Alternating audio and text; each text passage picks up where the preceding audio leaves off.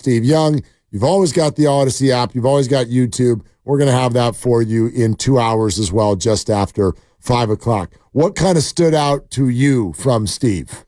From Steve, just the idea not only of the schedule, but also about Brock and him being a super processor, because you asked a question about Brock, and then I followed up with, is Brock one of those guys? And if he is, what makes Brock one of those dudes that you can, think about as a Niner quarterback for the next decade? Here's the answer.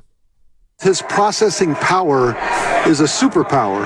There are a few guys that I've seen through the years that can process like he does and can manage it. And then also you saw the Super Bowl. It was like, yeah, in a way it was another game. It's just the way how their psyche deals with adrenaline. And some people's adrenaline, 99% of America, of the world are humans.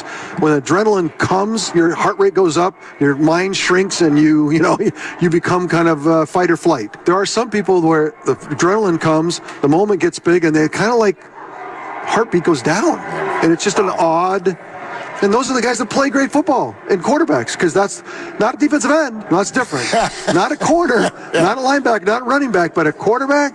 That is the thing that differentiates the great players, and so he has that. Yeah, it's not happy feet. You know what I mean? Like I would completely, and I did, whatever. And I mean this like in high school and intramural levels or whatever. But I was a pitcher in baseball. I could throw the ball around a little bit at a lower level, but that's the thing. Like, can your feet chill? Can your brain chill when Aldon Smith is chasing you? My answer would be no. Right. No chill. Well, that is 90% of even NFL quarterbacks, yes, where the adrenaline gets ratcheted up and the moment gets big, and you've got, one guy coming left and another guy coming right, and you got A-gap pressure and time's running out, and you have to be able to look past the pass rush and look downfield, find a guy, set your feet, deliver the ball, all while knowing you're about to get pulverized by a 280-pounder who is full speed coming at your sternum, and yet your heart rate goes down, not up. It's the processing, but what he said about adrenaline and the ability to process, because we all see quarterbacks where you start to get a little bit gun-shy. Sure. And even Jimmy Garoppolo, one of his biggest criticisms was he didn't see it. And you start to see quarterbacks when their head drops and their eyes go down, and they're not able to look beyond the line of scrimmage, look beyond what's about to happen, and still be able to go through the progressions. And Brock, so far, has been able to do that very, very well. Well, not only do you have to process it and not be scared of it, you also have to feel it. You have to know when it's coming, even when you can't see it.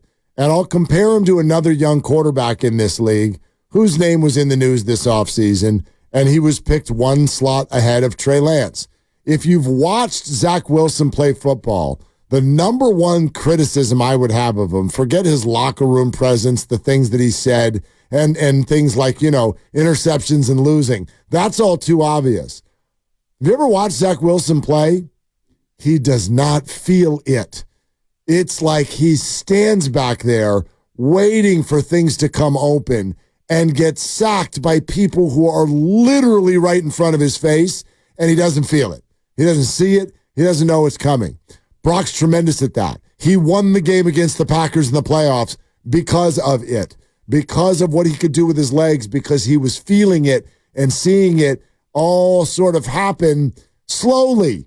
That's the processing. And so, yes, that's what I'm so excited about with Brock. So here's where the conversation goes next. Brock Purdy, it's been a year and a half. It's been pretty much all really good. He's gone to an NFC title game and a Super Bowl already in his very, very young career. So I do think as we get to next year, one of the things that will come up is, where does this go next? What do you want to see from Brock next? Okay, here's my answer, and it's based off something else Steve said. We asked him about the schedule, but listen to the intricacy of the answer and where he goes when he's talking about elite quarterbacks.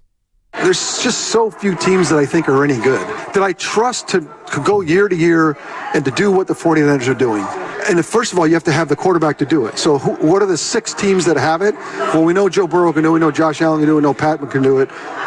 We think that Lamar can grow into it. It looks like he's going to be his MVP last year. Justin looks like, if they don't just run the football in a small cloud of dust, like if they actually give him the ball and go win it, he can do it. CJ looks like he can do it, and maybe Jordan can do it. And there's like under 10 that have a chance.